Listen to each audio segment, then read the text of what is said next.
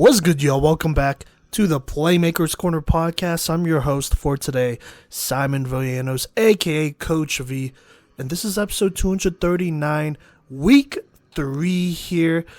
This is the week 3 NAIA women's flag football recap. We got a lot to talk about. By the way, recording this or starting to record this on March 3rd, 2023. Just so that you know, and we'll be covering all the games from March 2nd, technically March 1st, 2023 to March 4th, Saturday, 2023, obviously. But a lot to talk about here. Obviously got some Sun Conference action. We also got a little bit of KCAC action, not against each other, which is interesting, but more importantly, we got some first looks at a couple new programs here, which will be really interesting and whatnot. So a lot to talk about on this episode. We'll be doing power rankings, Playmakers of the Week, or Playmaker of the Week, all of that great stuff. But first things first, we are going to just go ahead and recap every single one of those games.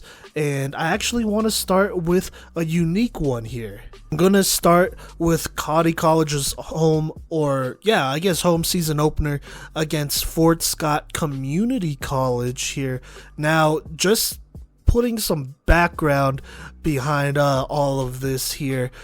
Community colleges, JUCOs, 2-year colleges, this is the first year for all of those programs, and so if you see me recapping one of those, just keep that in mind. You know, it's the first year for those programs, and there are a couple colleges that will be playing those teams, you know, just so that they stay warm and get some good competition in as well. And so I'm not going to promise I'm going to be able to cover each and every one of those, but you know, if there is a recap available and whatnot, as in like an article or some information is sent my way, then I'd be more than happy to talk about it, which I am very happy to talk about this, as this is actually the first game for Cottey here, and let's go ahead and hop into it. So this game took place on March 1st here. Like I said, it is Cottey's season opener, and they are part of the KCAC, mind you. But here is how it went down. It started with their quarterback, Amaya Korula. Excuse me if I'm saying that wrong, but I believe that's how you say it. Getting the party started by finding Angie Cruz, the sophomore from Florida, for the first score of this Cottey season. That would also give them the lead here. Now, Fort Scott, they would go ahead and get 2 touchdowns. One of them was off of a turnover, by the way, to make it a 13-6 game at halftime. So Cottey is down pretty early. But, you know, after that, they would go ahead and respond pretty well here in the second half. After a forced turnover on downs, the defense doing their job, Cottey would go ahead and tie it up with Korula finding Shamise Lee, a freshman-to-freshman connection there, by the way, for the touchdown. And then they would go ahead and get the reception here on the conversion. Angelina Cruz would get that reception in the third quarter to go ahead and take a lead, or sorry, not a lead, but to go ahead and tie the game here, I believe, at 13-13. Now, in this third quarter, I believe Cottey would score one more time here, but going into the fourth, though, Fort Scott would actually get a huge pick six by Jalissa Faceyson, I want to say, that would go ahead and give them the 1-point lead, I assume, after the conversion there. And so Cottey was only down by a point here in the fourth after that big-time play. But, you know, they would respond really well and would get a pretty clutch touchdown with about 42 seconds left on a 3rd and goal situation from the 5. Here's what happens. Amaya Korula would go ahead and roll out left and find another freshman, this time Joliet Johnson from Nevada, I believe, if I'm not mistaken there, for a huge touchdown. And that would go ahead and give them the lead. Add on the extra point from Daniela Goodridge, the sophomore, and there you go. Cottey would go ahead and take the 27-20 lead, and their defense would hold it down for the last 32 seconds to secure that 27-20 lead over Fort Scott. So there you go there. I believe this is actually the first home opener or the first season opener that they've won. So good for them. Their next game will come against Bethel on March 11th. That is next Saturday. And that's when they'll also begin KCAC play. So there you go there. By the way, player of the game, I think it has to go to their quarterback Amaya Korula here. He had at least 3 passing touchdowns in this one.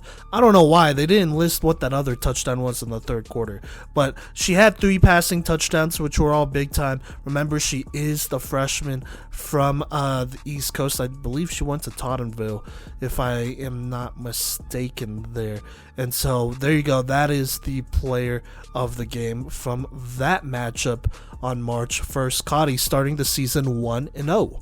Now, the next set of games would take place on March 2nd, 2023 in Tennessee. And let me give some backstory here. Originally, these sets of games were supposed to take place at Milligan, but I believe the field conditions weren't great. I know it was kind of raining a lot, and so they actually had to relocate to East Tennessee University, I believe, to play these games. And on top of that, I don't believe Milligan was able to play any of these games at all that they were originally scheduled to play, which is really tough as they do play next week, I believe. But, you know, that's 3 or 4 games that you probably would have wanted to, you know, at least be able to play against some solid competition. And so playing in these games were only the invited teams, ironically, which is Midland, Reinhardt, Kansas Wesleyan, and Campbellsville. They would all play each other once on this day. And so let's go ahead and start with Midland versus Reinhardt at East Tennessee State. By the way, shout out their Instagram live. That was the only way I was able to watch it because obviously they're not playing at Milligan.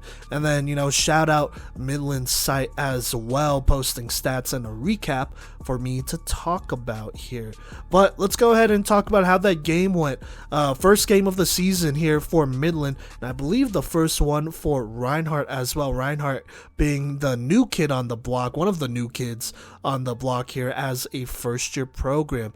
But to start out, Midland would score on 2 of its first 3 first-half possessions here. Reinhardt not being able to score at all, but here's how those offensive possessions went. It would end, or I guess it would start with Angel Uwani finding Alyssa Butler on a long drive here. Well, not a long touchdown pass, but, you know, ending a long drive on a touchdown pass on 4th down. That would go ahead and put them up to start. And then right before half ended, they would go ahead and have a pretty efficient 5-play, 28-yard drive that would end with Angel Uwani finding the veteran Casey Thompson for a last-second touchdown. Technically 3 seconds left in that half to make it a 13-0 lead for Midland here. Now in the second half, here's how it would go. Midland continues to dominate. Angel Uwani would rush in a short touchdown after putting together a nice long drive. Well, after a nice 20-ish yard pass to Cassandra Chavez, that is. But then after that, later in the game, Casey Thompson here, it's a 1st and goal, I believe, for Reinhardt, would go ahead and kill that drive with a big time interception basically on the goal line, and then around midfield would go ahead and pitch it to Nadia Simpson here, who would go ahead and take it to a house. That will count as a 70-yard pick six, first set up by the veteran Casey Thompson. By the way, all Playmaker first team, or all Playmaker defense last year, to her teammate Simpson, who would go ahead and get the job done. And that would basically be it, as Midland goes ahead and wins 26-0 over newcomer Reinhardt. Let's talk some quick stats here. Midland, first off, only limited Reinhardt to just 71 offensive yards. They also had a pair of interceptions, Thompson having one of those along with 2 tackles. And then, excuse me if I say this wrong, because I know I'm about to butcher it, Naomi Rupina Tuao, I want to say, had the other interception along with a team-high 3 tackles. Sydney Red, I believe, also had 3 tackles as well for Midland. Now, Angel Ioane also completed 17 of her 27 attempts for 149 passing yards, also about 8 rushing yards there. On the receiving end, Midland, 4 of her passes was for Alyssa Butler, who had 23 yards and a touchdown. Diva Jones had 4 catches and 28 yards. Jocelyn Lopez led the team, though, in receptions and yards with 5 catches and 63 receiving yards, as Midland does find that dub there. Now, let me go ahead and talk about Reinhardt here. I don't have the stats from any of their other games, but it does appear that they tried... they had 4 different players throw a pass here. One of them only threw 1, and that was Kalaya Wimbush. But I believe she would actually take most of the snaps in the following games later that day. But other players who got snaps at quarterback, you have Branham here, you have Ashlyn McKinley, you have Victoria Salmon, just to name a few. Branham here, had the most passing yards, so 23, but also threw an interception. And then Ashlyn McKinney, she had the most, passing attempts, but only had 4 yards and also threw an interception there. Branham did have 36 rushing yards, though. I'm just going to throw that out there.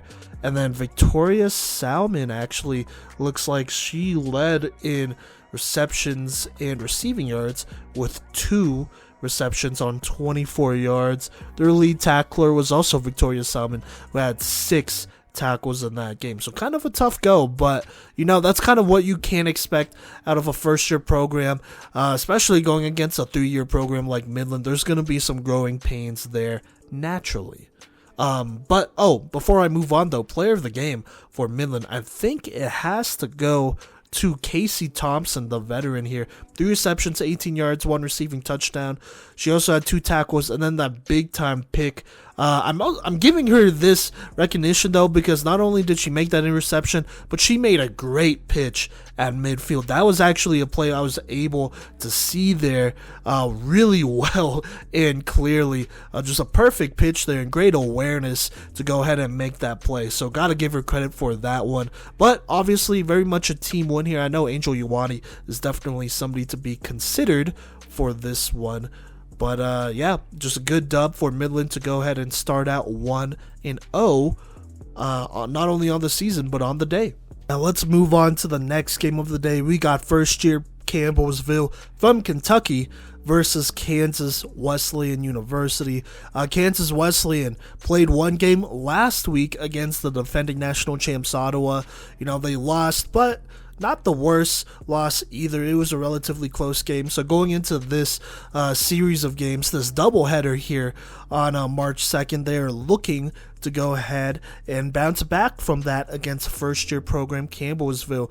And here's how it gets going. To start the game, Brianna Hernandez Silva would go ahead and punch in a short rushing touchdown to take the early lead, but it would not end there. Alexis Jimenez gets a big-time interception for Kansas Wesleyan that would eventually set up a Brianna Hernandez Silva passing touchdown to Angel Amares, a 30-yard touchdown to go ahead and go up by 2 scores. But then right before halftime, Angel Roman gets a huge interception for Kansas Wesleyan that would eventually end up becoming a Brianna Hernandez Silva rushing touchdown, her second of the day, to make it a quick 18-0 lead at halftime.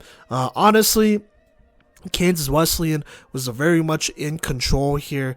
This wasn't their first game, obviously, so they looked just a little bit more ready than Campbellsville, which I believe it was their first game. But anyways, in the second half here, you had another Brianna Hernandez Silva rushing touchdown, and then passing touchdown by her to freshman Jasmine Whitfield that would basically make this a 30-0 game, as Kansas Wesleyan runs away with this one, winning it pretty easily here. Kansas Wesleyan's defense being pretty sharp here. Like I said, Angel Roman had that interception. Alexis Jimenez had that interception plus 2 tackles. but it was Nikayla Howard who actually led the team in tackles with 4 in that game, as they were very sharp, not allowing any scores. Now on offense here, it was the Brianna Hernandez Silva show, doing what she does best, which is scoring through the air and on the ground here. Through the air, 10 of 18, 185 passing yards, 2 touchdowns, no interceptions in that one. But on the ground, on only 7 rushes, she had 44 rushing yards and 3 rushing touchdowns, a hat trick there.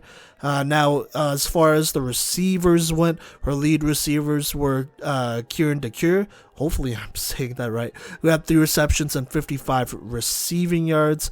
Her receiving touchdowns went to Angel Amaras and Jasmine Whitfield there, so there you go. I think the next lead receiver was Ashley Hawthorne, who only had 2 receptions, but also had 34 receiving yards, as Kansas Wesleyan played a very clean football game. Now, I do want to talk about Campbellsville just real quick here. Went ahead and started Marissa Rankin at quarterback here. Marissa Rankin, I believe, is from Georgia. Yep, from Georgia, Warner Robins Northside High School, obviously a freshman. Not the worst here, but obviously there's going to be some growing pains, especially against a program like Kansas Wesleyan that is a top 6-7 program in the entire country. But Marissa Rankin, 10 of 22, 114 passing yards, 2 interceptions though, 1 sack, no touchdowns obviously in this one. Her lead receivers were JC Harper, who had 2 receptions for 57 yards, and then Alexis Thomas, who had 3 receptions for 44 yards there. The lead tackler being Angeline Beecher with 4 tackles, and then you have Hannah Love and Presley Payne both accumulating 3 tackles as well. Now, player of the game for this game obviously has to go to Brianna Hernandez Silva. I mean, 10 of 18, 185 passing yards, 2 passing touchdowns, 7 rushes, 44 rushing yards, and 3 rushing touchdowns. That's 5 touchdowns and about 230 total yards. That's pretty big time, plus playing a pretty clean game. Love to see that in a bounce back dub. Now let's go ahead and talk about Kansas Wesleyan's other game of the day here against another first-year program in Reinhardt, which was also their second game after playing Midland. And this was a lot of the same here. I mean, I'm just going to go ahead and summarize this one real quickly here. Brianna Hernandez Silva would get the party started to Angel Amaras on a 34-yard touchdown throw. Following that, when they got the ball back, she would go ahead, Brianna Hernandez Silva, that is, would go ahead and complete a 41 passing yard touchdown to Angel Roman. And then when they would get the ball back, she would find Angel Roman one more time for a 10-yard passing touchdown, taking a pretty early 19-0 lead here. Now, Reinhardt would go ahead and get a long passing touchdown, but it really wouldn't matter, as Kansas Wesleyan would respond with a longer passing touchdown of their own, specifically Brianna Hernandez Silva finding DeCure once more on a 39-yard strike that would go ahead and basically seal this one. DeCure would also get a little end-around play that would go for 21 yards, a nice little rushing touchdown, making it a 32-6 game. And that would be the final score, Kansas Wesleyan beating Reinhardt 32-6. Real quick, want to shout out Kansas Wesleyan's Instagram Live. Was really clear. Was able to see actually a lot of the numbers and be able to make out who was scoring and all of that great stuff for the most part. But let's talk stats real quick here. Kansas Wesleyan did get 2 interceptions, both by the freshman from Canada, Shania Marape, I want to say. So there you go. Love to see the freshman getting active there. And then Alexa Mansur, friend of the podcast, had 5 flag pulls. That would go ahead and lead that squad in that game. But once more, I gotta say, the player of the game has to be Brianna Hernandez Silva. A very sharp game, 12 of 19 for 171 passing yards and 4 passing touchdowns. So this time only had 17 rushing yards, but 4 touchdowns is 4 touchdowns. Love to see that, as KWU 2-0 on the road here. Well, on the road in Tennessee here, 2-1 on the season. But gotta love taking care of business against two first-year programs and getting it done on the road trip. Now let's go ahead and talk about the last game of the day here at East Tennessee. Campbellsville versus Midland, both their second game here. By the way, just throwing this out there, Marissa Rankin starting at quarterback for Campbellsville here, and she will get the party started with a 61-yard touchdown throw to Alexis Thomas to go ahead and take the 6-0 lead, and basically that would be the score at halftime here. Look, there's really not too much to talk about. Midland was kind of just struggling. A lot of missed throws, couple of dropped passes. Specifically, I believe this was right before halftime. They had Emily Farron here, the freshman, on a open deep pass that would have gashed this Campbellsville defense wide open and would have probably tied this one up and potentially give them the lead if they got the conversion. But unfortunately, Ioane just overthrew this one, and it was just a tough break. So there you go. But no worries, as eventually later on in this game, Angel Ioane would make up for it on a great corner throw here to Emily Farron to tie this thing up. Now, the conversion was no good. Good defense by Campbellsville. But if you are Midland, you take all the points you could get. Now, moving on later on in this game here, Diva Jones, I believe for Midland, would get a big-time interception with less than 5 minutes to give them something to work with here. But unfortunately, Midland would drive the ball just a little bit. I believe they would get a first down before kind of just not being able to click at all. A couple incomplete passes would force a fourth down where they would have to go ahead and give Campbellsville the ball back with less than 2 minutes left. But Campbellsville was not able to do anything with it either, and they would punt it back to Midland with about a minute to go here. Now, Midland would get the first down. I believe this was a scramble, but just some inaccurate passes would obviously be incomplete. And then there you go. That's basically how the regulation of this game went. And so we are going into overtime here between Midland and Campbellsville, and this is how it would go down in OT. Midland starts with the ball, but they just struggled to get something going, and they just couldn't score on all four downs. And so there we go. It is Campbellsville's chance to go ahead and pull off an upset. All they need to do is score, and they get really close. It comes down to a 4th down and 1 situation on the goal line, but Cheyenne Duran for Midland comes to the rescue and gets a clutch flag pull to go ahead and force double overtime. And in double overtime, Midland gets the ball here, and Angel Ioane on the first play finds Jocelyn Lopez for the win, for the score, and just like that, Midland wins in double OT, grinding out a tough one, 12-6 against the first-year program. Now, let's talk some stats here. Ioane here completed 18 of 29 passes for 82 yards, 2 touchdowns with the interception. Jocelyn Lopez, though, hauled in 6 catches for 28 receiving yards, also including that game-winning touchdown. I believe she also had 43 rushing yards as well. Casey Thompson, she caught 6 passes, racked up 27 yards here. Emily Farron had that 1 touchdown reception. Defensively, it was Naomi Rupina Tao, I want to say, who was the leading tackler with 6. Casey Thompson right behind her with 4, and then Amari Carroll with 3 here. Now, before I talk player of the game, I do want to read out some Campbellsville stats here while I can. So Campbellsville went ahead and I was looking at the wrong thing. They started Marissa Rankin. They did give Angeline Beecher 1 pass attempt to look like here, but Rankin kind of had a tough time going. 26 attempts, only completed 8 of those passes though, but still for 113 yards, 1 touchdown, 2 interceptions. Lead rusher was Presley Payne with 24 rushing yards. The lead receiver was Alexis Thomas with 3 receptions, 80 yards, and that receiving touchdown, most of that coming on that big time 61-yard receiving touchdown to start the game. Now on defense, did relatively well.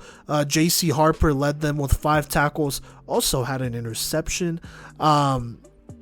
You also had Presley Payne with 4 tackles, Anya Showers with 3 tackles and a sack in this game. So there you go.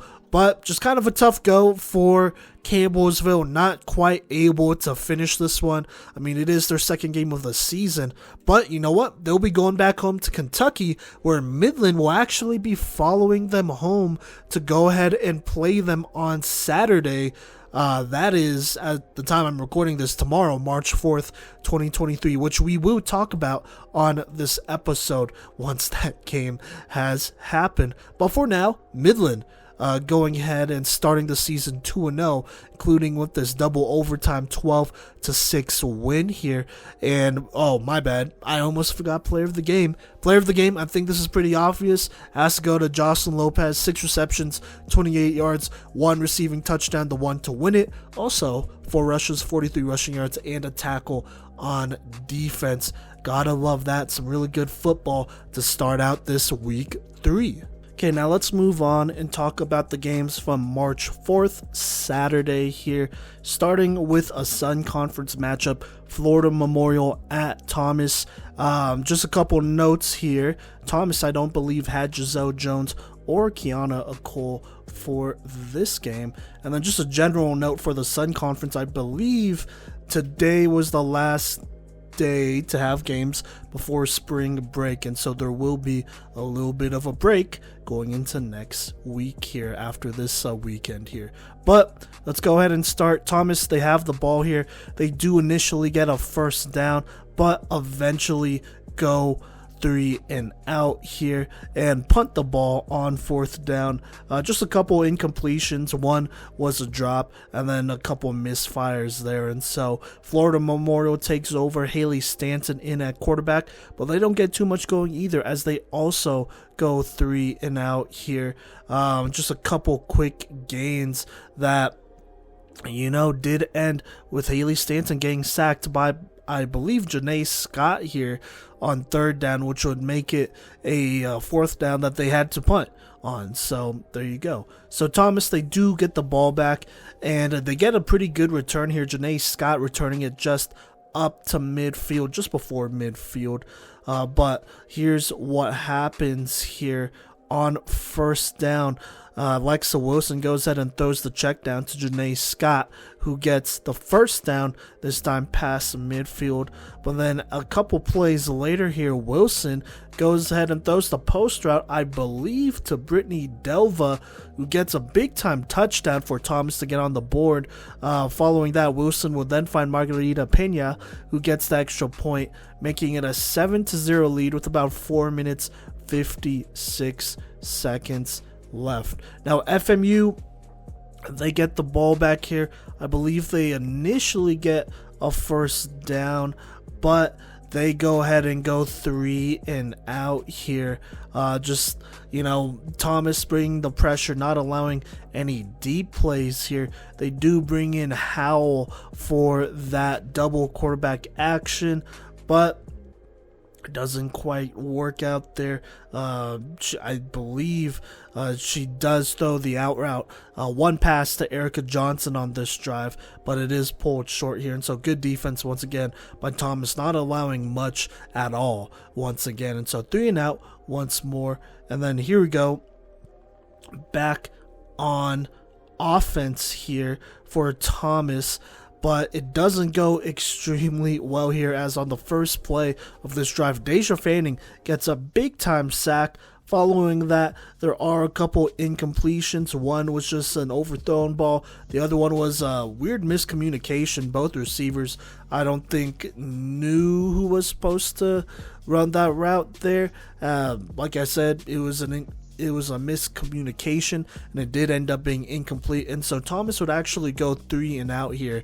And then to start the second quarter, FMU would actually sub in Howell at quarterback basically for the rest of this game, for the majority of this game, taking out Haley Stanton here, opting to go with the quarterback that is a little bit more mobile. But here's how it goes down here. A couple plays in, it is 4th down and a couple yards here after some scrambles by Howell. And then here we go, 4th down. Howell, she goes ahead and evades pressure once more and goes ahead and sprints past midfield, getting the 1st down. So that would be big time. Couple plays after that, it is 3rd down. They go ahead and call a direct snap to Kayla McDuffie, who gives them another 1st down, this time in the red zone, their first trip of the day here. But unfortunately, a couple plays later, Howell, I believe, is trying to throw this dig route. I think it's over the middle of the field, but Kiara Knight jumps this one and gets a big time interception for Thomas to go ahead and kill those chances. Speaking of Thomas, here's how their next offensive drive goes. Wilson finds Knight here on the slant, who spins out of a tackle and gets a 1st down, putting them past midfield there. A couple plays later, Wilson then throws the post route over the middle to Nakara Brown. It looks like to be slightly late, but it is accurately thrown in a good spot for Brown to kind of shield it from the defender. And this goes for a pretty good gain of about 20 or so yards. That also puts them in the red zone with a fresh set of downs. But fast forward a couple plays, it's now 4th and inches at the goal line. This happens around the 2-minute warning, and so coming out of the 2-minute warning, it is 4th down and inches. And here is what happens. Wilson gets the snap and is immediately under pressure, so she makes the decision and run towards the front left pylon, outruns the defender and walks in for the touchdown, taking a nice 13-0 lead. Following that, Wilson under pressure is forced to left, but she goes ahead and throws it to a wide open wide receiver who toe taps it in. That gives them a 14-0 lead. Now, FMU with a chance to go ahead and drive down the field. They do get a couple big plays, including a 4th down and 6 situation where Howell evades the pressure and throws it up to Erica Johnson, who comes down with an excellent catch and great coverage for a huge gain that puts them in the red zone for a 1st down past midfield. This was a big time 20+, 30+ yard gain that actually put them on the 5 with a fresh set of downs here. But, Jada Reese really turned up the pressure here, getting her 2nd sack in this game and then forcing her out left, I believe, on 3rd down.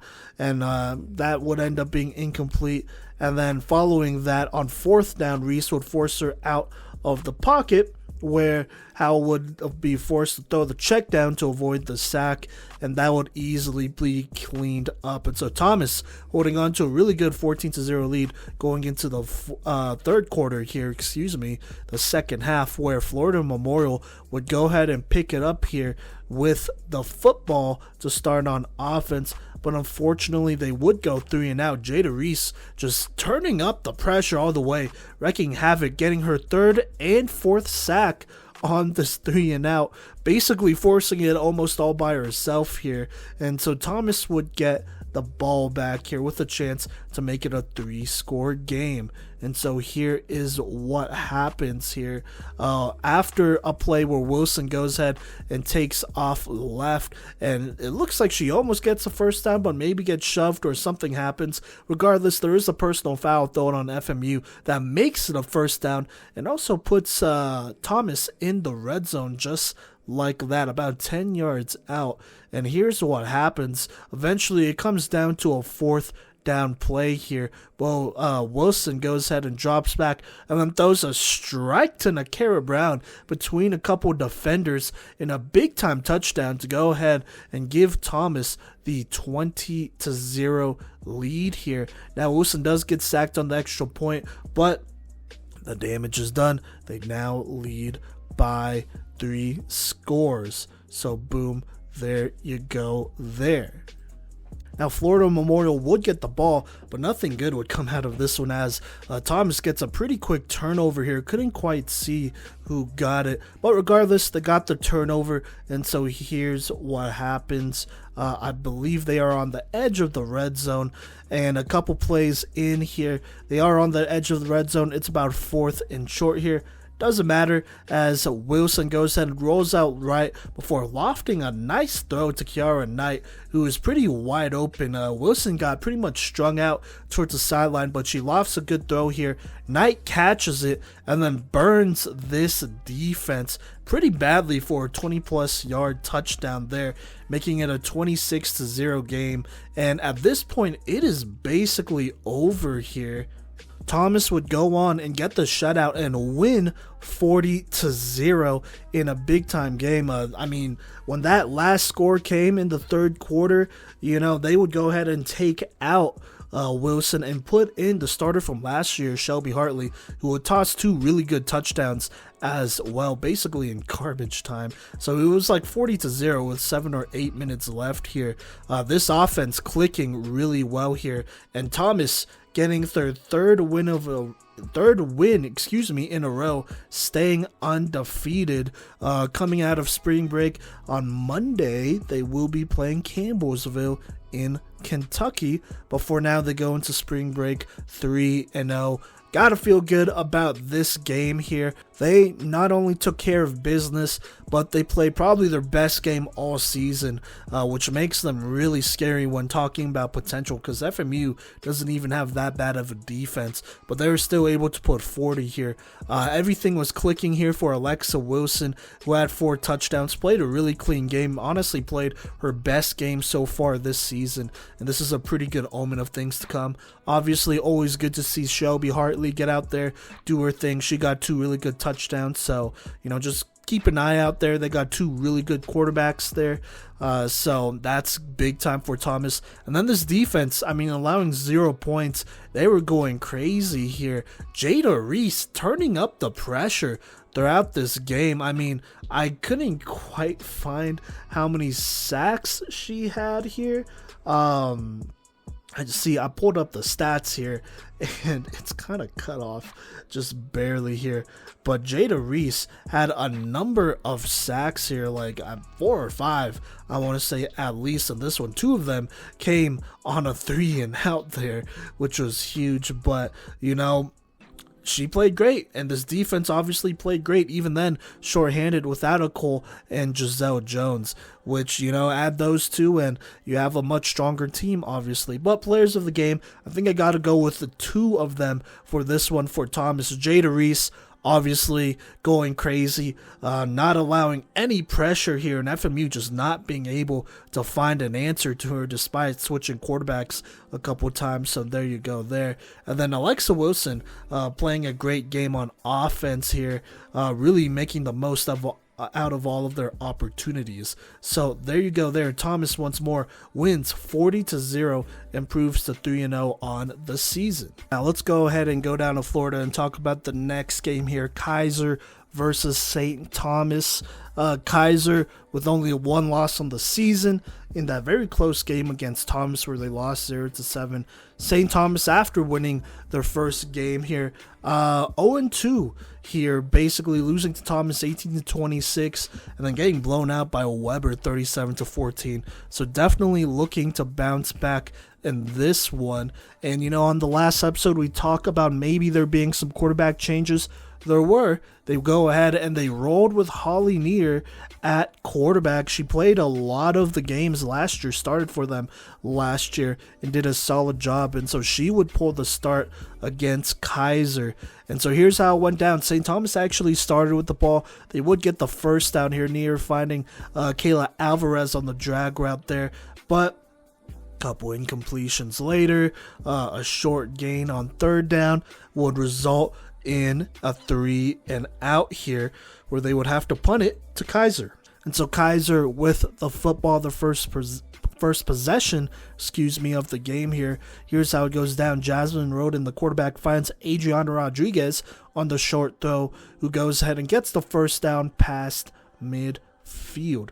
Couple plays later, it is 3rd and 8 here. Jasmine Roden rolls out left, finds Kennedy Foster, who makes a nice extension and snag near the boundaries here, and goes ahead and turns upfield and gets the first down, putting them in the red zone, the first one of the day. Now, a couple plays after that, it is 4th and inches here. Keiser looking for a score, and here's what happens. Jasmine Roden drops back and then squeezes this football into a very tight window, finding Kennedy Foster, who makes a physical catch and falls into the end zone for the touchdown there. A big-time score for Keiser.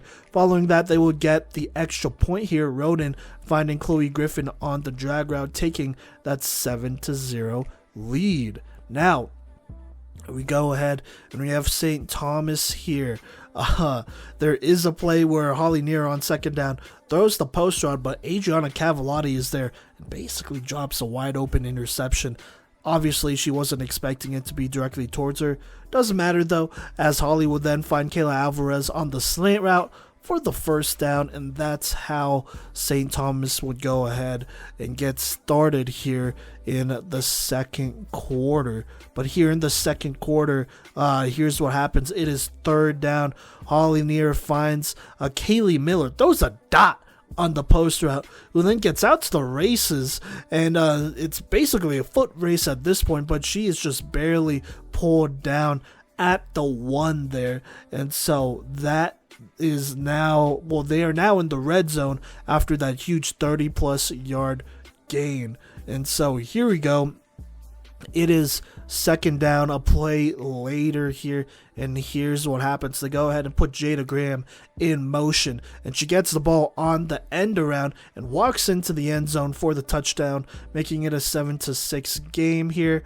Now, the first extra point attempt they had to redo because there was a PI throw on Keiser. Doesn't matter though, as Maya Bryant for Keiser gets a great pull on the end around there, and so Keiser maintains the lead here going into this one, or going on into this game.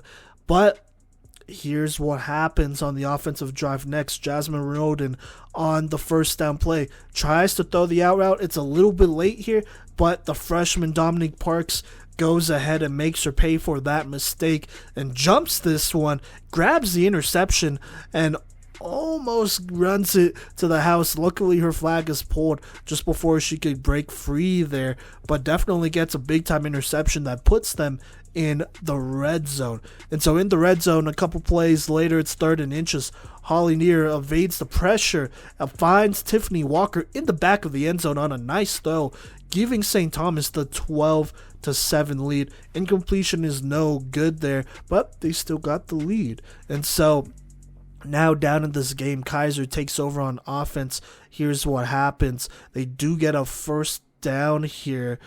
St. Thomas thrown for a personal foul, which is what gave them that first down, so there you go. But following that, Roden pitches it to Sophia Caprio, the freshman, who catches it on the drag route, gives them a first down past midfield there, so there you go.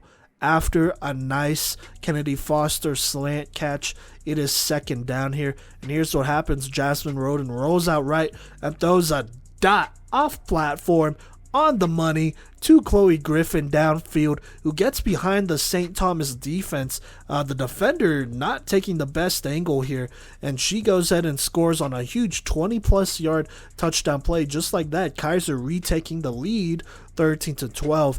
On the extra point, Jasmine Roden, under pressure, comes back to her check down after going through her reads and finds Emma Wagman over the middle, who gets them the extra point. And just like that, they now lead 14-12.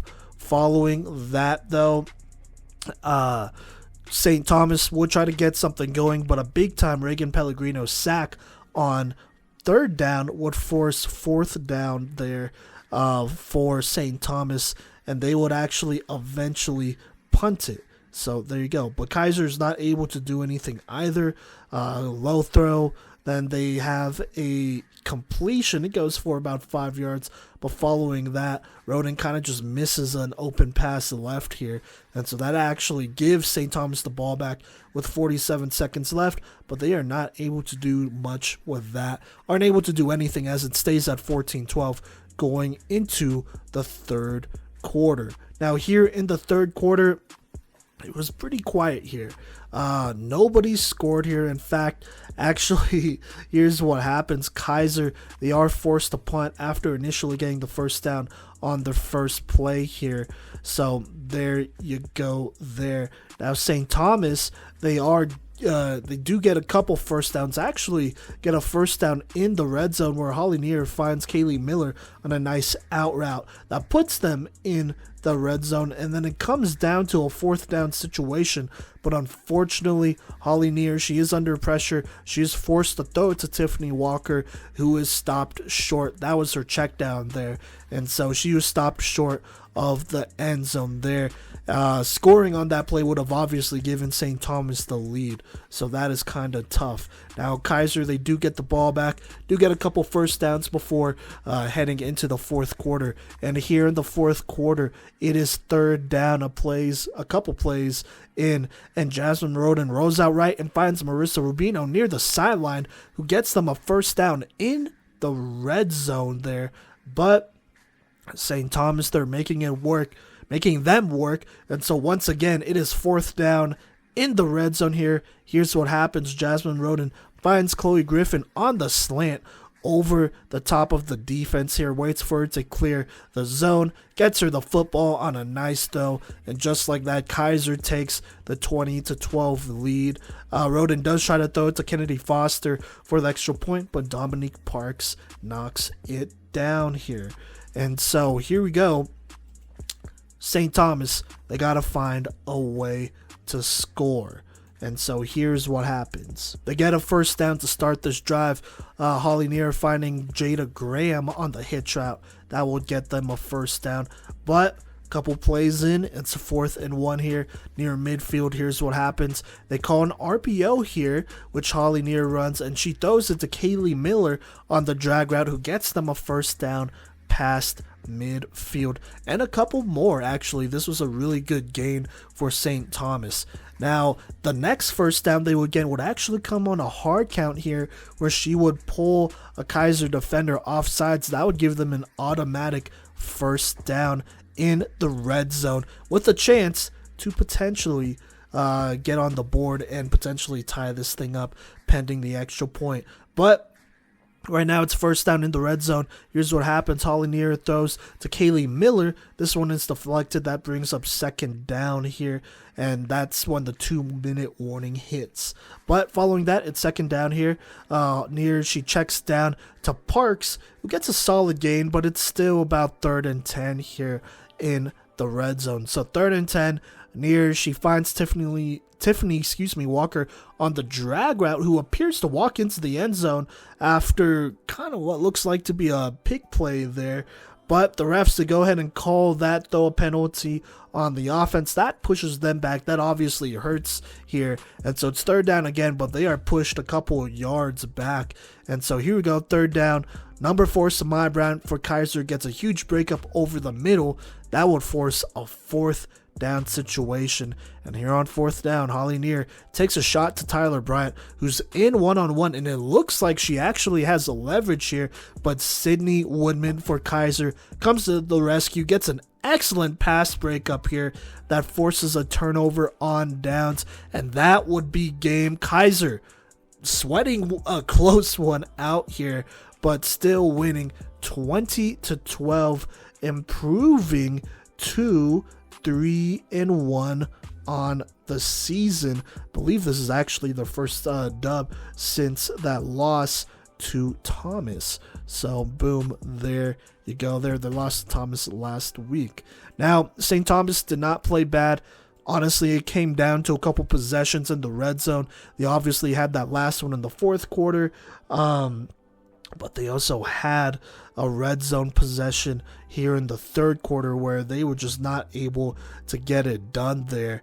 And so it's a tough go if you're St. Thomas, but I think you like what you see out of your quarterback, Holly Neer, to probably go ahead and give her another starting chance of moving forward after spring break. Now, if you're Keiser, hey, you played a pretty clean game. I mean, they only had like 2 possessions really in the second half, 3 if you count them, running out the clock at the end. But they did the most.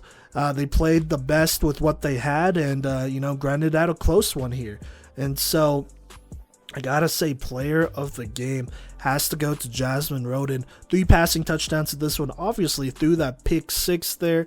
If she didn't, then it wouldn't have been as close a game. But regardless, she still found a way to get it done. She bounced back really well, throwing a touchdown, I believe, after throwing that pick 6, which obviously you love to see. And then, in the fourth quarter, getting that clutch touchdown to Chloe Griffin, just being real patient, and then giving it to Griffin once she cleared there. That was big time. And so, another great performance by Jasmine Roden, added on to her resume for MVP this year. And yeah, there you go. Keiser with the dub once more, 20-12 over St. Thomas. Now, before we talk about the last Sun Conference game, real quick, we're going to go to Kentucky here, out a little bit more west, and talk about this matchup between Midland and Campbellsville. They played earlier in Tennessee this week, as we talked about earlier on in this episode. This is their second matchup, this time in Kentucky. They also invited 2-year college Bryan and Strand to play, which they did play them. I'm probably not going to cover those. I just want to cover this one, as this was a pretty big time game for both squads. But I believe this was Midland's 3rd game of the season.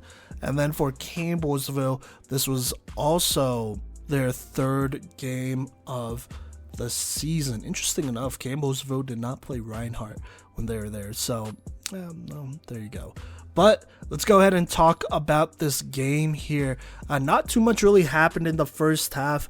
Only big deal that happened is that in the second quarter, Presley Payne for Campbellsville will get a nice run here, rip off a really long gain where she made multiple defenders miss. It was at least a 20 to 30 yard rush here that would go ahead and put Campbellsville in the red zone. And then a couple plays later on 4th down, Marissa Rankin, quarterback for Campbellsville, throws a beautiful pass to the back of the end zone, which Alexis Thomas comes down with on a great snag to go ahead and take that lead 6-0.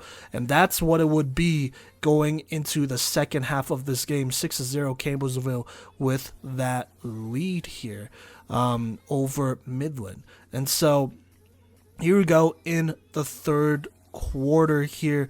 Campbellsville does start with the football.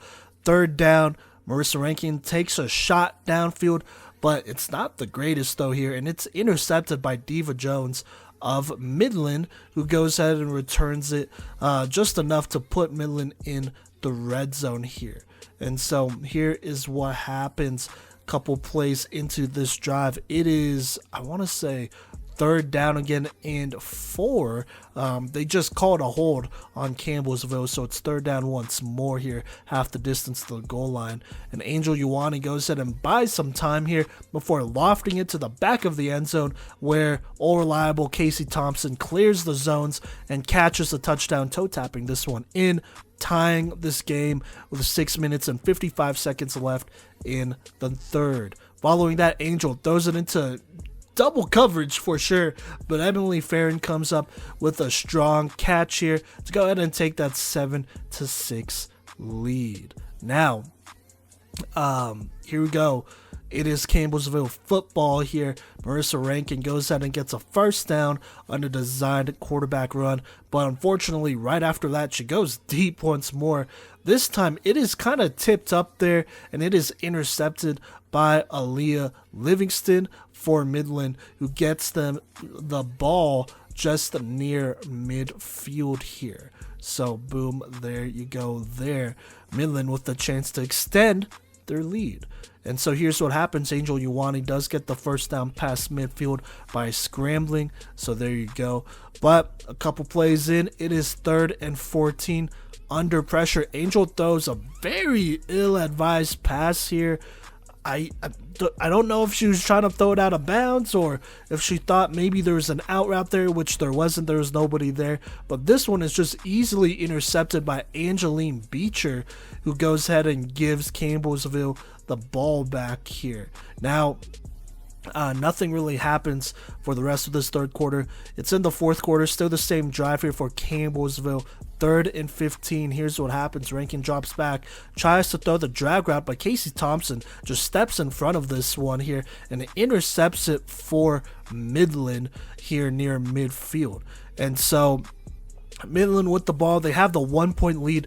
They go ahead and sub in Michaela Nunez at quarterback. Previously played receiver for them, but has played quarterback for them in the past couple seasons at times. Regardless, she is in basically for the rest of this game, and here's what happens. She goes ahead and runs it up the middle for a nice gain and a first down across midfield. A couple plays later, though, it is 3rd and 24. Michaela Nunez, she drops back and throws the corner route here, and it looks like she has the player open, but maybe it's slightly overthrown. On top of that, the receiver did get her hands on it, and she dropped it, and so that was a 3rd down play. That forces 4th down, and so they punt it here back to Campbellsville. And so here we go, Campbellsville with a chance in the fourth quarter to take the lead. Here's what happens. It's 3rd and 10. Rankin drops back.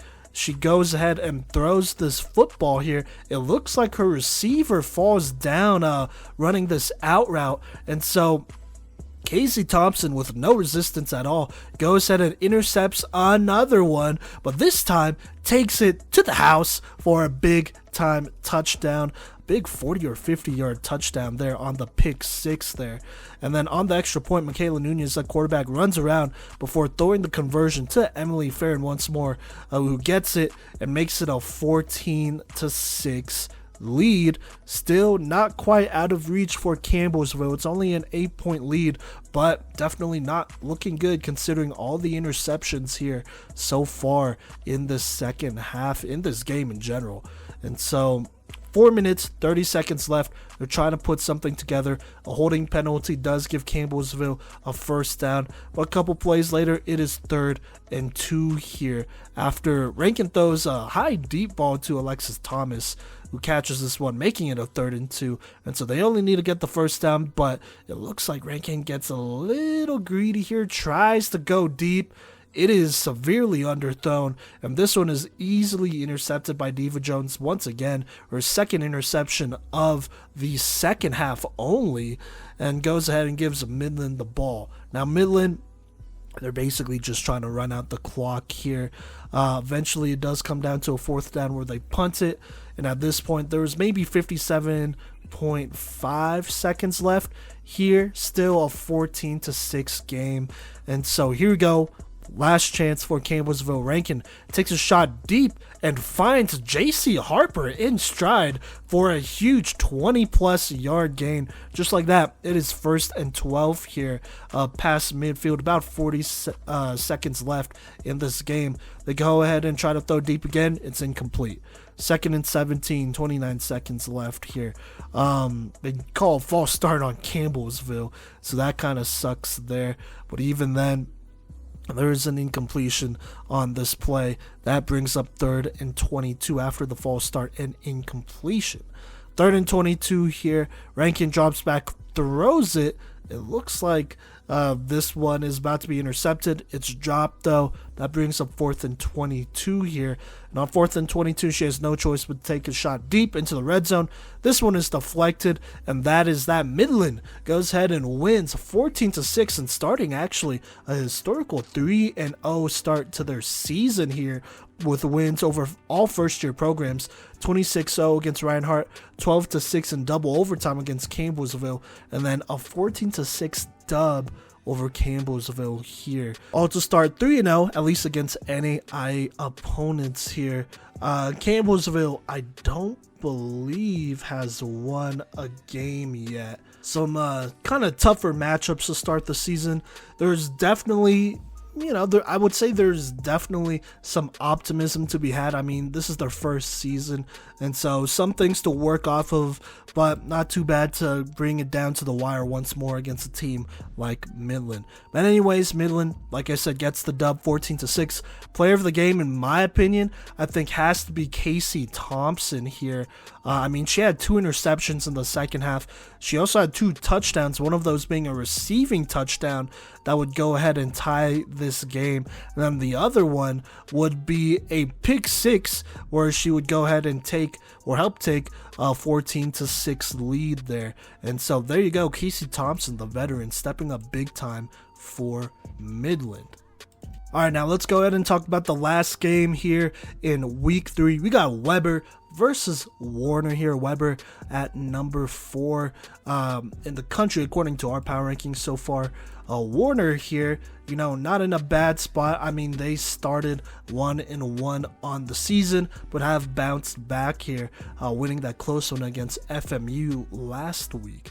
And so let's go ahead and talk about it. Here's what happens. Warner starts out on offense here, and Tingen gets the party started, finding Cynthia Holmes on the quick hitch route for the first down. Following that, Tingen then finds Trinity Kieran on the hitch route, but this time she breaks a couple tackles and gets a huge gain for almost 20 yards that gives Warner the first down past midfield. Not the greatest flag pulling by Weber in this situation, but a couple plays in, Madison Tingen goes ahead and finds Anna Vincenzini on the corner here for the first down, and that goes ahead and puts them in the red zone on a nice 20-yard gain here. It also gives them a fresh set of downs. Then a couple plays later, it's second down, and here's what happens. Tingen throws the out route to Cynthia Holmes, who reaches for the touchdown, and she gets it, scoring and taking the lead 6-0. But it does not end there. Tingen lofts a nice pass to the back of the end zone to Holmes, who gets the extra point. Just like that, they lead 7-0. Now, Weber trying to respond back here. Start out strong here, throws it to Caitlin Sigmundy here, who I then believe pitches it to another receiver who gets a first down. But unfortunately, a couple plays later, it is third down here. Just before this third down, personal foul was thrown on Warner, so it's a pretty manageable third down here. But anyways, third down, Wilson tries to get it back to Breeza Robbins here, throws it to Breeza Robinson, that is, but it is incomplete. That brings up a 4th and 5 where they go ahead and decide to go for it. But Wilson feels the pressure and tries to throw it to a receiver, but is just not quite able to put enough power on this throw, and so it's incomplete, and that is a turnover on downs. Kind of not a good one to have here as they take over past midfield. But here's what happens. Madison Tingen finds the freshman Andrea Castillo on the nice dig route for a nice first down on a gain of about 20 or so yards. That definitely puts them in the red zone. Following a short out route throw, it's 2nd and 10, and here we go. Madison Tingen aims for the corner here. Throws a great ball to Anna Vincenzini, who toe taps this one in on a beautiful play here. Warner taking a 13-0 lead. Wouldn't get the extra point, but still taking this 2-score lead. As if things couldn't get worse here for Weber, they would actually go 3 and out on the next play here. Incompletion on first down, an off-platform throw that's deflected. Heike almost picked, brings up third down. And then another drop pass brings up 4th. And so Warner gets the football here with a chance to go ahead and potentially take a 3-score lead. And so let's go ahead and go into the second quarter here. It is third down where Madison Tingen takes a shot downfield to Michaela Michael, and this is just not a good angle taken by the Weber defender here, as she just misjudges this one badly and allows a big time 20-yard reception that puts them in the red zone. Following a check down to her center at second down, Tingen takes a shot into the end zone, which looks almost to be picked here. It looks like Caleb Burrows might get a one-handed interception, but it is bounced around. It is deflected, and it lands in Cynthia Holmes' hands here pretty perfectly. And just like that, Warner takes a 19-0 lead. That kind of just shows how this game is going. Everything is going for Warner here, except the extra point on this play, which is deflected. So there you go. But they are still leading by 3 scores. Now Weber, in a desperate attempt to get back into this one, here's what happens. Wilson checks down under pressure. Her running back, which I believe is Emma Blanco, if I'm not mistaken, goes ahead and gets the first down. A couple plays later, Sam Wilson takes a sidestep here, resets, and takes a shot downfield to Hayden Roop, who brings in a huge 30-plus yard gain that puts them in the red zone with, obviously, a fresh set of flags. Now, following a personal foul thrown on Warner, it is first down here with half the distance to the goal line, and Sam Wilson runs this one in for the touchdown. Warner still has the 19-6 lead here after the extra point was no good. So there you go there. But here we go. Warner looking to potentially respond back here. They do get a first down here. Well, okay, here's what happened. Sorry, there's an incompletion, and then it's second down. Tingen tries to throw the post route here, but there's a huge collision here.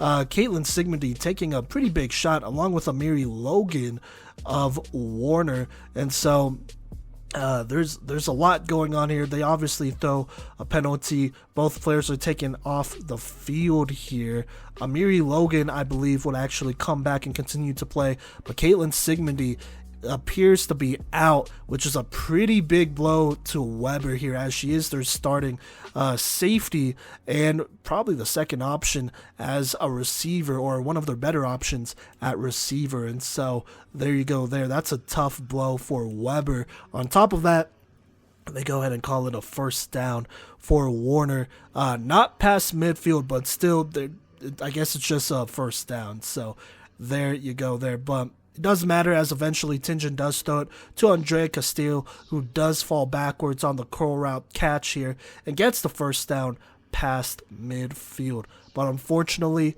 a couple plays in, it's 4th down and 3. They are on the edge of the red zone here.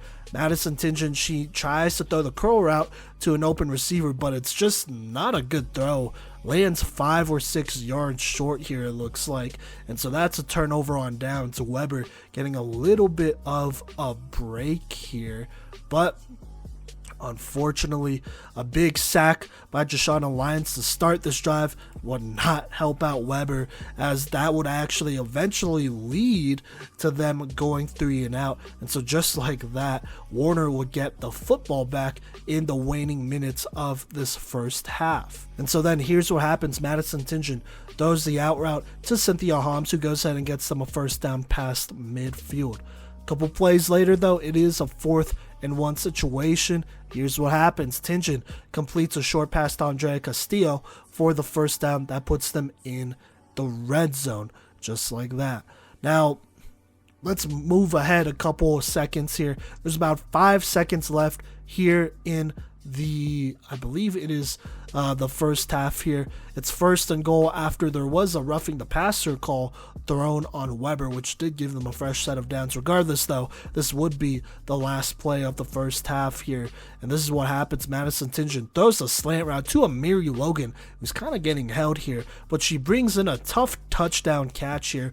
Great ball. And just like that, Warner extends their lead 25-6 here, not being able to get the extra point, but still extending their lead regardless going into the second half. Now, in the third quarter, not too much happens here. Weber does try to get something going. They do get a first down to start their drive, but eventually, after a couple deflections and short checkdowns, they are forced to punt it to Warner, who uses up a lot of the time here. Actually, they go ahead and put in a new quarterback to start this game, Andrea Rodriguez from Panama, the freshman. and she would drive them into the red zone there. Jenna Marrero getting them a first down, by the way, to put them in the red zone. But unfortunately, they could not get anything going here, and that would actually result in a turnover on downs. Still, though, a 25-6 game. Clock is ticking. There's about 3 minutes left here in the third quarter. Wilson, Wilson in the offense does get a couple first downs. One was a second down play where they would go ahead and pitch it. That player would get the first down, and then following that, her center would get them a first down on the dump off throw. Basically, that's all that happened in the third quarter. It is the fourth quarter here. And so here's what happens. Weber trying to still put something together. A low pass is incomplete. So now it's third down. On third down, Wilson is forced to check down to her center again after feeling some pressure. And so now it is fourth down, actually.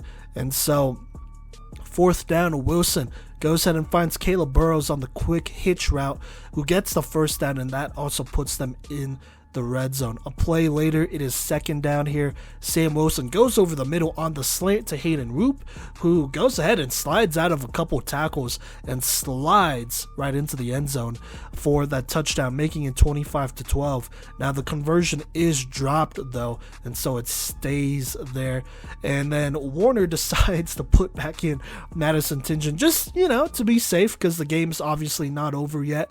And here's what happens. They do get a first down here on a check down to Jenna Marrero. Following that, Madison Tingen takes a deep shot here to Amiri Logan, who brings in this pass on a great throw and takes it to the house on a huge 40-plus yard touchdown.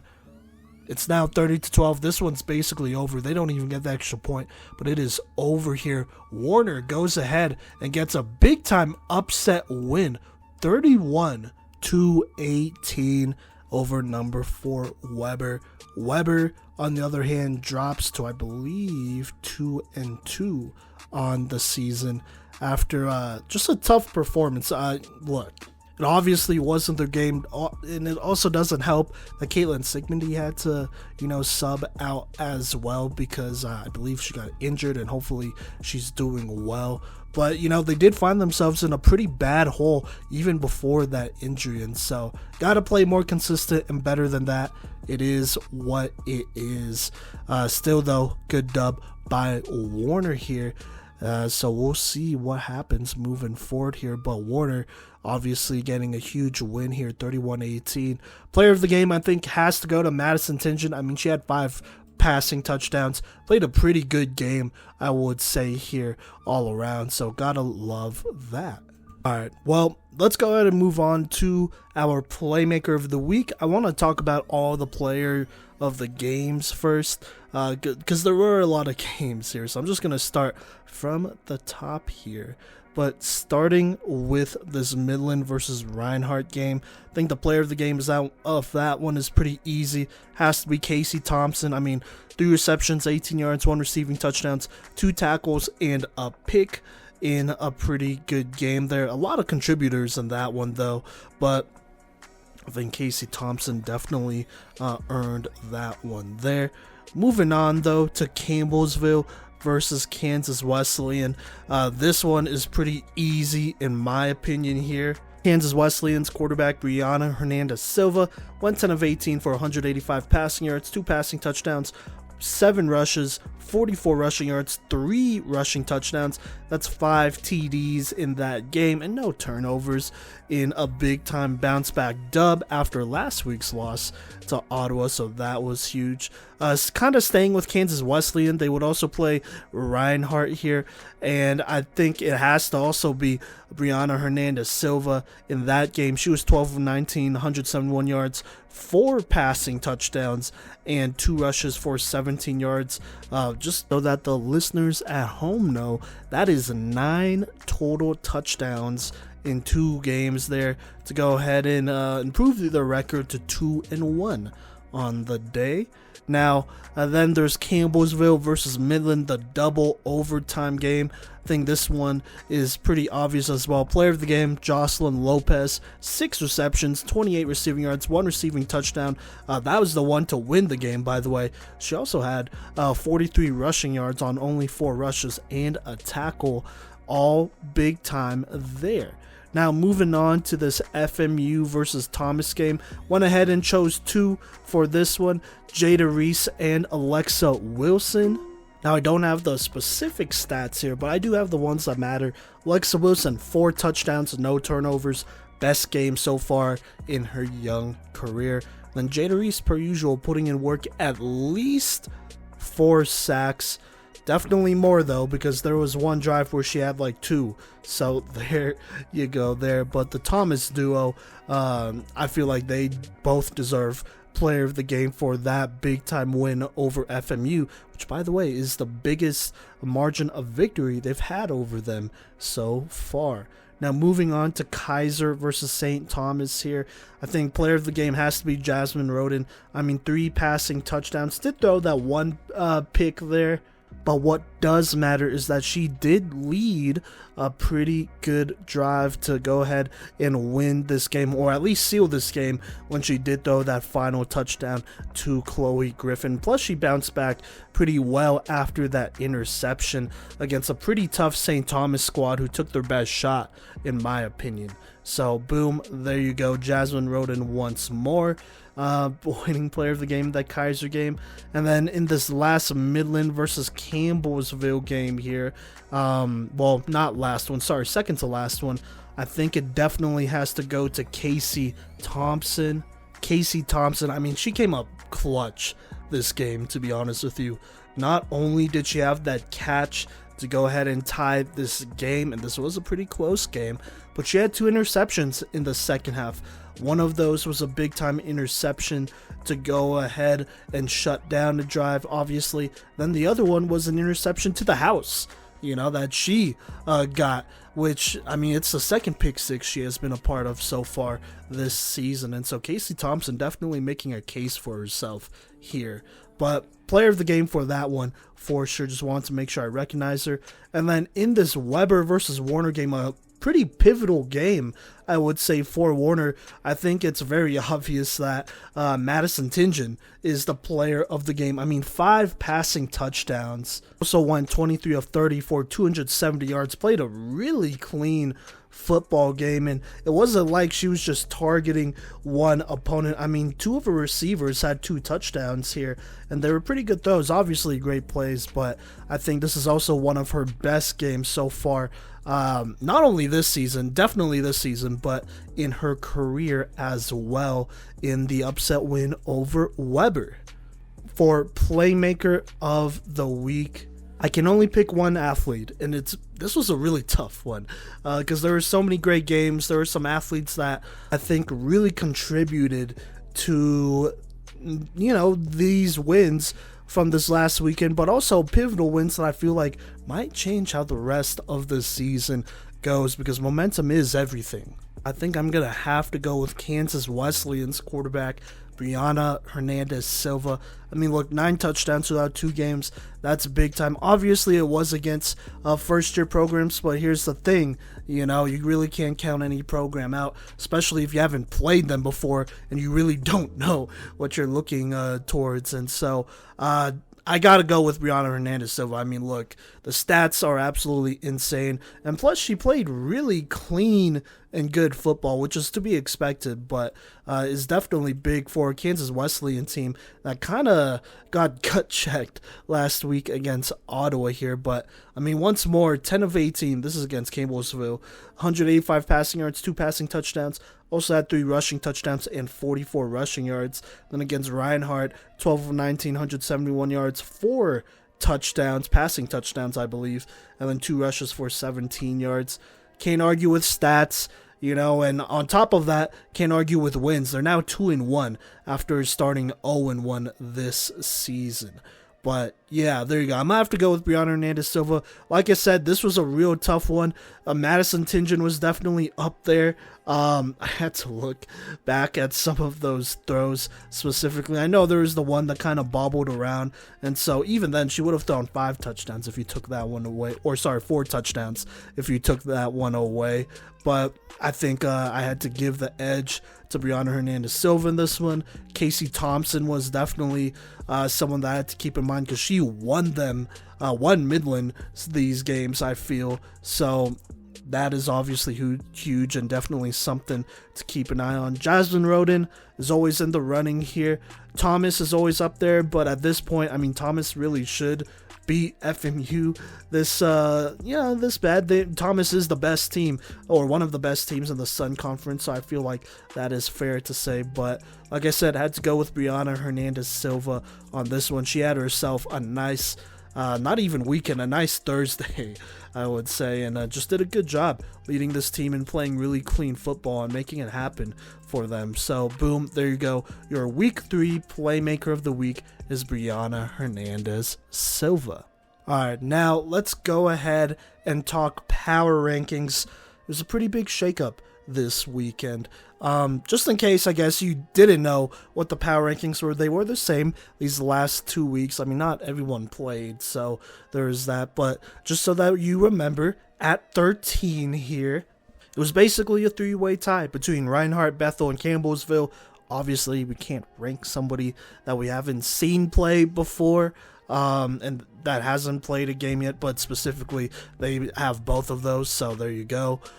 We ranked them after their games this weekend though. Then you got Milligan at 12, Cottey at 11, FMU at 10, Midland at 9, University of St. Mary at 8, Warner at 7, Kansas Wesleyan here at 6, 5 St. Thomas, 4 Weber, 3 Keiser, 2 Thomas, and then number 1 is Ottawa, as expected. But a lot of shakeups, and so let's kind of start here from the bottom and go from there. All right, and so here at 15, we're going to put Bethel. We're not going to hold it to them that they haven't played. Obviously, there's going to be opportunities for them to play. They just quite haven't played yet, and so for now, they are at 15. At 14, we're going to put Reinhardt.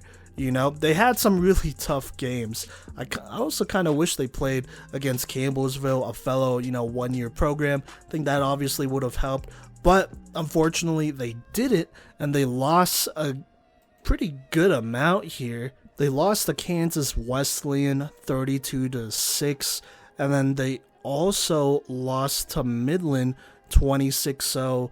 Just not the greatest games, and we did watch those games as well. Not a whole ton going for them, but that could be expected out of a first-year program. You got to figure out positions. I know I did read out that stat line that they did try a couple different quarterbacks. I know they eventually settled on one. We'll see how that goes. It's still a very long season. That is only really day 1 of the regular season, so it is what it is. But for now, we're going to put them at 14. At 13 is Milligan. I mean, look, this is a team that we got to watch play last year. This year, they were supposed to play on Thursday, but obviously rain and stuff made that not possible, which is very unfortunate here. Personally, I have them a little bit farther back here. I have Reinhardt in front of them, but, me and Cottey, we compromised. This is what we came up with, and so, boom, there you go. Milligan's at 13. At 12, though, is Campbellsville. And look, I mean, they obviously that game against Kansas Wesleyan was not close. I mean, 30-0, they lost. But we're looking at the 2 games they played against Midland. First off, one went into double overtime. The other one, a couple days later, which was in Campbellsville, in Kentucky, I mean, they only lost, 14-6? And even then, they were making kind of a lot of mistakes. But here's the thing about Campbellsville, watching their game, or their games, I guess, they have a pretty good amount of talent. Angeline Beecher, like, we said in our season preview, has obviously been a big part of this. Marissa Rankin, I think, is a solid quarterback. Some of her deep passes could, be a little bit better. She could get a little bit more discipline and whatnot. But that's what happens when you're a first-year starting college quarterback. There's going to be some of those growing pains, especially in a first-year program that's not really established. You could expect that. But what matters is that the potential is definitely there. She just got to get better, every week. That's how this thing goes. Not every week is going to be pretty, and so she's going to have to adjust to the speed of the game and all that great stuff. We'll see how that goes. On top of that, they have two athletes that I want to make sure that y'all know about right now, because I think they're going to be pretty big time here. Presley Payne is one of them, and then the other one is Alexis Thomas. I believe both of them are from Kentucky, and they're pretty exceptional. Thomas has really emerged as their wideout one, and I think they got a wideout one in her for sure. And then Presley Payne, they do run some really interesting sets where they do run the ball a little bit. They have some sort of option or whatever. And to be honest with you, they could even add a couple more creases by allowing that player who gets the pitch to throw it. But whatever, that's just me, But they're two really good athletes, and they impressed. And they're definitely players that you got to look out for. Just being real, Campbellsville has a good amount going for them. Those close wins against Midland are very, very encouraging. I know Midland, they played Milligan, who is ranked just below Campbellsville last year, and they blew them out. It was not this close. So, there you go. Now, at 11, moving on, at 11 is Cottey here. Did not play. They beat Fort Scott. That's good to see, and it looks like Karula here is their quarterback. Amaya Karula is their quarterback. Love to see that, definitely love to see that. They're going to be playing, or they're starting their KCAC schedule here soon, either this week or next week, and it's going to be interesting to see how they stack up here. But regardless, I really like this Fort Scott win. I'm not weighing it too much here, because I actually, to be honest with you, Cottey was ranked 11. They were here last week as well, and the week before that as well, which is fine. That's definitely fine. But obviously, always good to see them start here at 1-0. Always good to see a team start at 1-0 and get a good confidence booster to start. But we'll see what they got against their conference opponents here, as that will heat up. At number 10, we got FMU. Did not mention this on the recap here, but FMU actually got their first win of the season against Fort Lauderdale, who they beat 19-0. Now, they've lost to all their conference opponents. Some of these have definitely been closer. Look, let me just name off these first three games. Keiser, easily number 2 or number 1, depending on who you ask, in the Sun Conference. Only lost to them 20-0. Going into that fourth quarter, it was like 14-0 or something like that. That's a doable win. Against Weber, another close win here, close loss here. They lost to them 20-7. That was a one-score game as well, I believe, going into the fourth quarter. Gotta pull that one out. Against Warner, you lost 21-19. That's a 2-point loss. And Warner just blew out Weber. So, there you go there. Can't be mad at that. Now, against Thomas, you were outmatched. Sometimes that's just how it goes. And it wasn't your day either. But Thomas, they have a great defense. We've been known that. And it was really only a matter of time before their offense was clicking. Unfortunately, it just happened to be against Florida Memorial. And so with all that being said, technically right now, FMU is 1-5, but you have some close games. Also, you're not winless. You do have this win against Fort Lauderdale, but I don't think they're NAIA, or I was confused at least because they're not listed on the website and all that stuff. And I don't know. I don't know what's up with that. But still, though, got the dub. All right. Played some close games. Obviously had a tough game against Thomas. I think that definitely warrants them being right here at 10. They've been at 10, and so we're not punishing them just yet. But obviously, if Cottey, Campbellsville, Milligan, Reinhardt, Bethel start winning more games and whatnot, wins, they speak. they speak. That's just how it goes, right? So, boom, there you go there. Now, at number 9, and this was kind of tough, but we put the University of St. Mary. They have not played yet. They will play this week, I'm pretty sure, against Midland on Wednesday. This will be releasing on Monday, so in 2 days, they'll be playing them. University of St. Mary actually moved back just a little bit, but that's because the team moved up. And I think that's fair to say that this team deserves to move up after what happened. We'll see how they do, but they could definitely make a pretty good statement here by beating Midland, which, you know, is a slight little rivalry that they got going on there. And plus, you know, they do have a new head coach. I think they'll have a new quarterback as well this game. And so we'll just have to see how this game goes. But if they beat Midland, that is definitely worth moving them up. For now, we got to make room for the teams that have played games and won games, at least at this point in our power rankings. I think that's fair to say. Now, just ahead of them, you could probably guess it, it's number 8, Midland here. I mean, look, right now, Midland is actually technically 4-0 because they played Reinhardt once, who they beat 26-0 pretty handily, as they should. Good confidence booster there. And they had 2 kind of heart attack games against Campbellsville. Can't call it a rivalry because Campbellsville needs to beat them, but, you know, 12-6 in double overtime against the first-year program, 14-6 against Campbellsville. Here's the thing, a win's a win. They're 3-0. That's what matters, at least in NAIA play. Technically 4-0 because they did play Bryan and Shannon College, but they're a 2-year program. They still beat him 33-0 pretty handedly here. So the only team they've really struggled against is Campbellsville, which probably tells you how close some of these power rankings are, especially on this back end. I guess the front end as well. But that's kind of just where Midland is right now. Now, they do play University of St. Mary here on the 8th. In my opinion, that's another game that they should probably be favored with. I don't know why they would lose that game, but, you know, anything could happen. We'll see. For now, though, Midland goes ahead and they're moving up here. They're right here at 8. Now, just ahead of them at 7 is Kansas Wesleyan. Look, obviously, after last week, you know, we did not choose to move them down here. I think we only chose to move them down because we felt like there was a team that deserved to move up multiple spots, and this was kind of a tough decision. But here's the scoop with Kansas Wesleyan right now. Right now, Kansas Wesleyan has a winning record.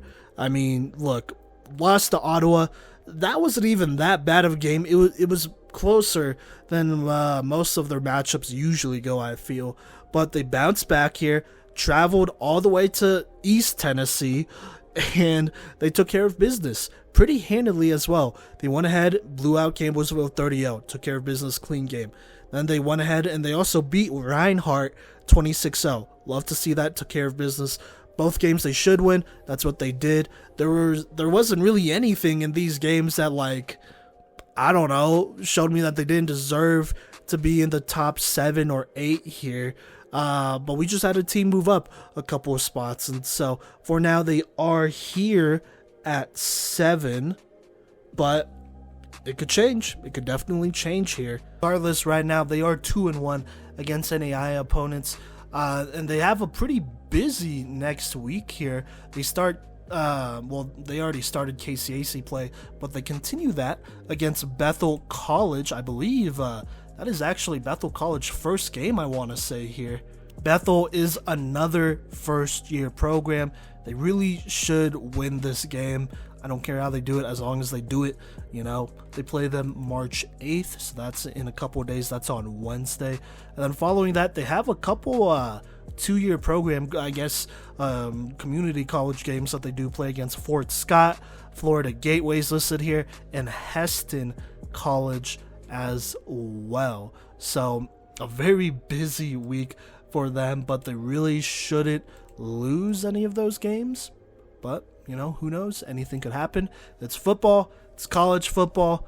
We'll just have to see. You just got to go ahead and take care of business just like they did this week, and that is fair in my opinion. But right now they are here at 7. Now at 6 here, we got to go with St. Thomas.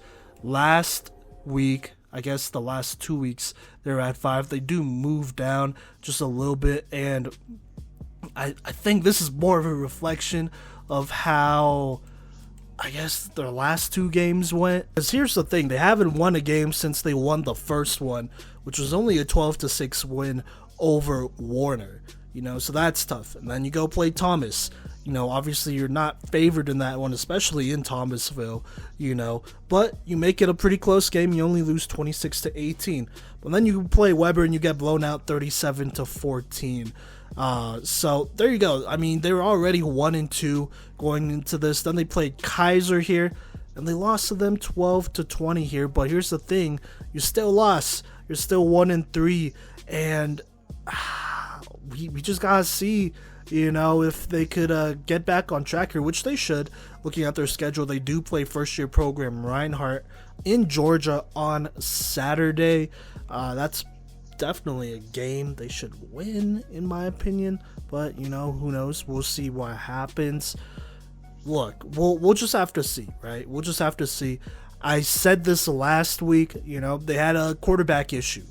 They been starting with Julian Yukowski, and then they'll sub her out eventually for Jada Graham. Now this game, they started with Holly Neer, who was the starter for them to start the season last year, back in 2022. And honestly, in this game, she didn't do a bad job. I mean, she took some good shots here. She made some really good throws. She kept them really competitive, just wasn't quite able to get it done. And Keiser, I mean, they're that good of a team, right? They're going to win those games. They're going to really put the pressure on you to match their scoring. And for St. Thomas, they just couldn't quite get there.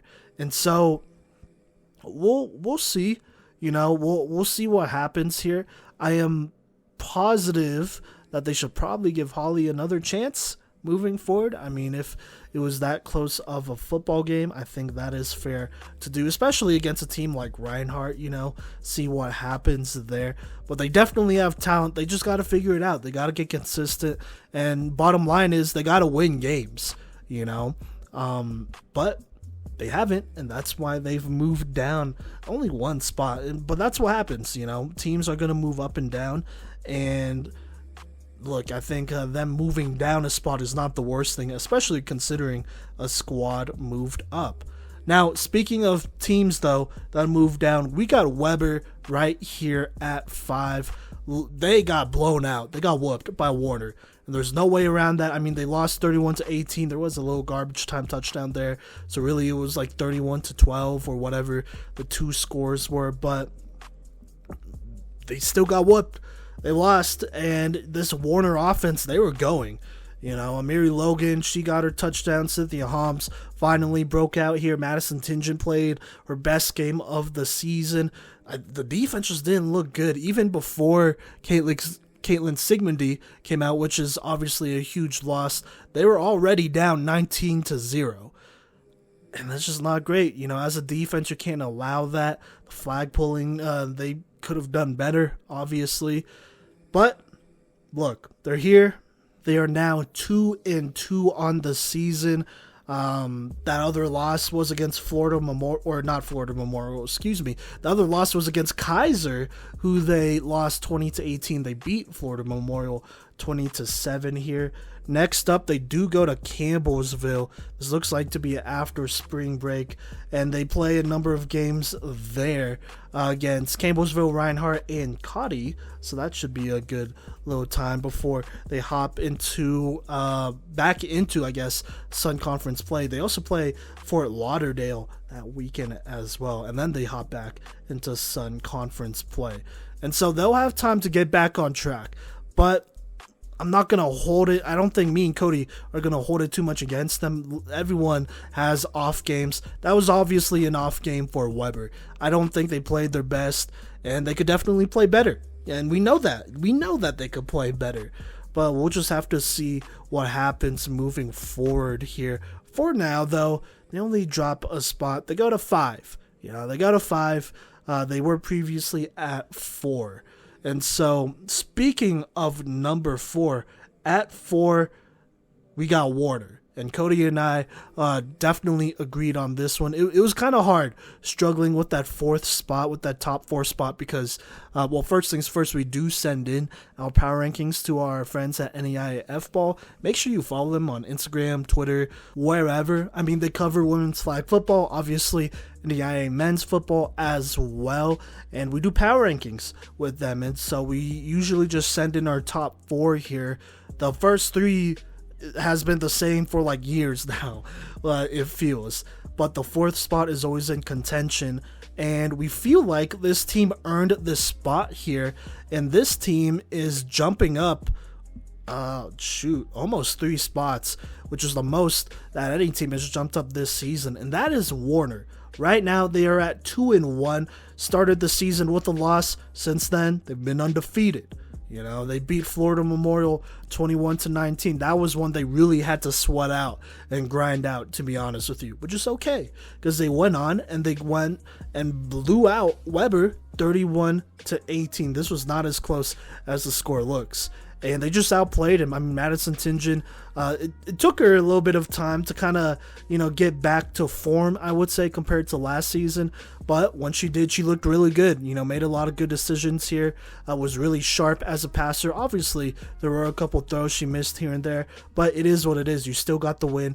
You were really productive, spread the ball around really well. It wasn't just the Cynthia Hom show, which is huge. And if you're Warner, you got to like it, Regardless, 2-1, only 1 loss here. Their next game after their break, I believe, is against Campbellsville in Campbellsville, where they play them, Midland, and I believe Reinhardt while on this little trip.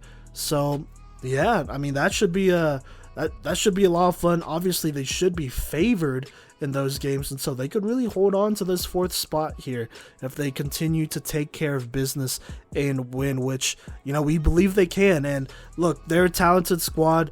We looked at their roster in preseason and we knew that they were going to be extremely deep here at every position, not just receiver or DB or whatever, linebacker, but quarterback as well. They could get a little bit more creative here with 2 quarterback sets.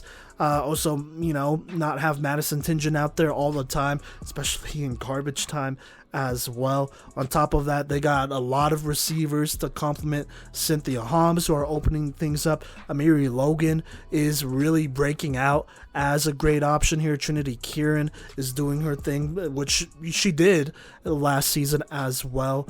And then more, you got a lot more like athletes and talent that are still kind of trying to find their footing here. They're trying to get there. I think Andrea Castillo is somebody that comes to mind, honestly. Definitely somebody that could get going. Anna Pack, Anna Vincentini, she's done her thing as well. Can't forget about her. Did grab a touchdown this game, though, and I think she had one the last game as well. And so they're deep, and they're only going to get better. I think this next stretch is really going to build their confidence here, and it'll be really interesting to see how they do following that little road trip against, Reinhardt, Campbellsville, Fort Lauderdale. But it'd be really interesting to see how they do after that, because they got a gauntlet to run, but it's also a perfect opportunity to really rise here in these power rankings and gain some really good confidence as well. Because after that trip, they play Keiser on March 23rd, Thursday. Then 2 days later, they go ahead and host Thomas. So that's number 1 and 2 in your conference there. Getting a win against one of them is really all you need potentially to move up. So definitely keep that in mind. Obviously, don't overlook the teams that you're playing ahead, but it will be really interesting to see where they're at after that. So there you go. Warner, making some noise. They're a riser right here. So love to see that. Now, our top 3 has basically stayed the same here. Keiser at 3. They had that close game against St. Thomas. Here's the thing. They still won 20-12 there, and it really should have just been 20-6, but Roden did throw that interception, which eventually turned into a touchdown. But it happens, right? It happens. I am going to say one thing here, though. Keiser, has not scored over 20 points yet this season. In all their wins, they've actually only scored 20, which is really interesting. They've played 3 games, 120-0 against FMU, 120-18 against Weber, did not score at all against Thomas, and then only scored 20 against St. Thomas here. And so they have a really long break. Obviously, spring break plays a big part of that. Their next game is March 23rd. That's roughly 2-ish weeks from now. So there you go there. I mean, they're going to have to pick it up, right? It's going to be interesting to see how they respond coming out of this break. They do play Warner, who should be pretty hot by the time they play them and whatnot. Anyways, just keep an eye out on that. We won't talk about them in depth for a little bit here, but would obviously love to see them score more. They definitely have the talent to do that. Sophia Caprio has really emerged as a threat out there. Then obviously you still have Kennedy Foster, Chloe Griffin, Adriana Rodriguez. I mean, this is still Emma Wagman, sorry. This is still a very dangerous crew, and you got to think eventually they're going to bring in Brenna Ramirez to get some snaps once she is healthy enough and all that. If that's in the plans for this season. So there you go. But we'll see what happens. For now, Keiser is right here at 3. At number 2, though, is Thomas. Look, huge win over Florida Memorial. Jeez, man. It was all going their way. Honestly, it was just going their way. It was their game. I mean, they won 40-0, something like that. So they shut out FMU as well, who obviously has some athletes. On top of that, they dropped 40, and to be completely honest with you, they could have scored even more, but elected to run out the clock mostly. I mean, they were doing that already, but still, though, they scored a lot. And they looked really sharp. First off, gotta shout out the quarterback, Alexa Wilson. She had a tough, couple weeks. I think this was her breakout game, honestly. I think this was definitely her breakout game, and she should be very happy about this, especially going into spring break. It has to be a great feeling, playing a great game, and then now you just get to chill for a bit, have a bit of a break before you really get back to work and honestly chase a national championship, which at the end of the season is what's going to matter. Or it's going to be one of the things that matters, at least. But Thomas definitely, he right here at 2. There might be the potential for them to move up, depending on Ottawa losing and whatnot. We'll see about that. But even then, Thomas might move up just for strength of schedule as well, which may not be popular, but they're looking really good. This defense is really good. Great players, really good coaching. A lot of credit to Coach Palmer over there. Once again, getting it done, having a juggernaut of a defense. They're a threat. They could stop you on any given drive. And that is my true belief. I mean, you got Jada Reese out there. She's going to turn up. She's going to make sure you are never comfortable or throwing, set with your feet set. Right, and on top of that, you got opportunistic DBs like Kara Brown, Kiara Knight, Janae Scott is obviously out there, Brittany Delva, Giselle Jones is out there. The freshman Aaliyah Wood, like we said in the preseason, has really emerged as a star for them as well, and this is only her first year. This Thomas team is looking really good. In my opinion, they could beat Ottawa. And that was obviously my opinion before the season as well. But in case that wasn't clear, they could definitely beat Ottawa. This is a elite defense. This is the best defense in the entire country. On top of that, this offense is really coming along.